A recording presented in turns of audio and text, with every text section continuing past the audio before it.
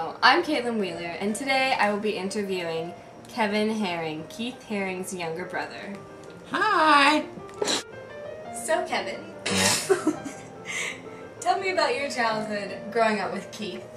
Me and Keith, I'm the younger of the two, and we were both born in Kutztown, Pennsylvania. Our father used to teach us cartooning, and we used to draw things like Dr. Seuss and Disney characters. We just loved it. Yeah, and he pursued art design and graphic design, but he dropped out after his first 2 semesters because he's stupid. But yeah, in 1970, I think. Let me think of the year. I don't really remember. 78. He had his first solo exhibit in Pennsylvania. Did you go to it? No, I hated him. But You mean you didn't support Keith? You didn't bring the whole family up to New York and... Everyone went except me, but I was jealous. I was really jealous of Keith, but he's dead now. Kevin, that's horrible. I know. Isn't it? But I remember specifically when he moved to New York City, and he would always call me, but I would pretend to care to him. Yes. And What would he say to you? Well, he said that he always went and did alternative lifestyle things. He was into the whole, like, he would go to clubs and dance, and, you know, he'd, like, put his shoes somewhere and get on the dance floor and just dance. Oh. You know? Right, I see what you're saying. Yeah, he had all sorts of interests like that. He'd go to Club 52 and hang out with queens and stuff, you know? Queens, wow. He really liked that. So he had quite the social life. Oh, of course, of course. I was never the social type. He always was like a flower. Like a social butterfly? He was a butterfly, yes. You could say that. Oh, okay. We should stop. So, Kevin, Mm-hmm. can you tell us about any of Keith's accomplishments when he was a student at the School of Visual Arts? Well, at the Visual Arts School in New York, he would experiment with performances and, let's see, what else? He would make videos and installation artwork and collages, but he would always mainly stick with cartooning and drawing.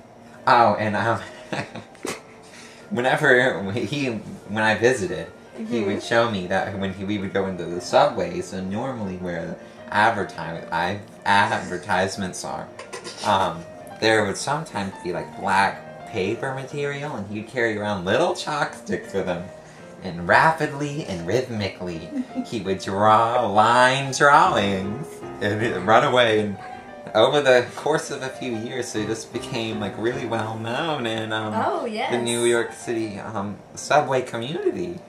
Wow, that's a very interesting story. Yeah. Do you have any other interesting stories that you'd like to share about Keith? Yeah.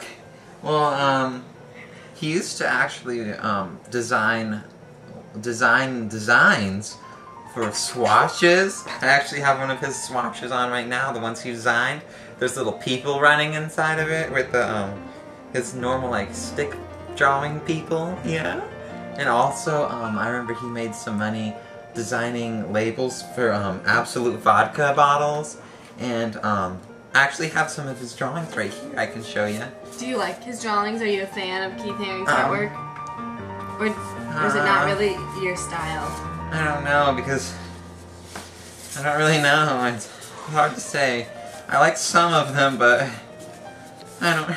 I'm going to. Gosh, you're not my mother. So here's one. He made people. I'm not sure if you can see it really well, but try to. Yes, people, like little outlines of people, and there are little hearts on the inside, and the hearts are contrasting colors of pink.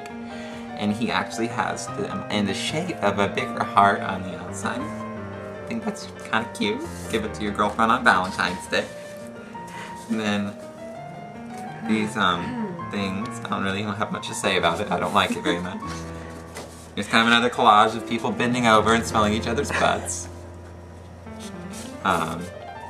Here's one. It says safe sex, and it's two men masturbating one another. They're mutual masturbation. And now we're back to the heart one. I'm sure you loved all those. Let's show one more time. Yeah? You like them, okay. Well, thank you for sharing these wonderful pieces of artwork with us, Kevin. In your opinion, what do you think Keith Haring was most famous for? Well, I'd probably have to say that his mural that he painted on the side of the road that said, "Crack is whack," was probably his most famous because it's still well known today. And if you're listening, Whitney Houston, crack is whack.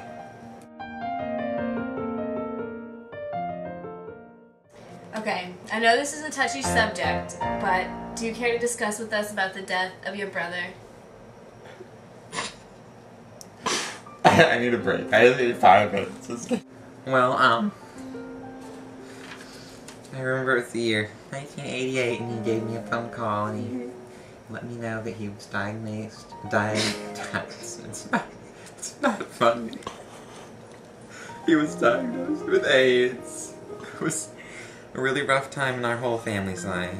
But he actually had an establishment called the Keith Haring Foundation, named after him in 1989, the year after he was diagnosed with AIDS. He ended up losing that battle in 1990. It was February. And it was just really tragic. How did you take the news? He's not well. He was my brother.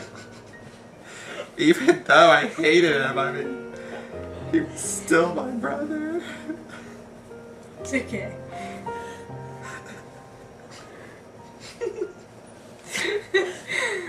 Thank you for your time. This concludes our interview with Kevin Haring, Keith Haring's younger brother.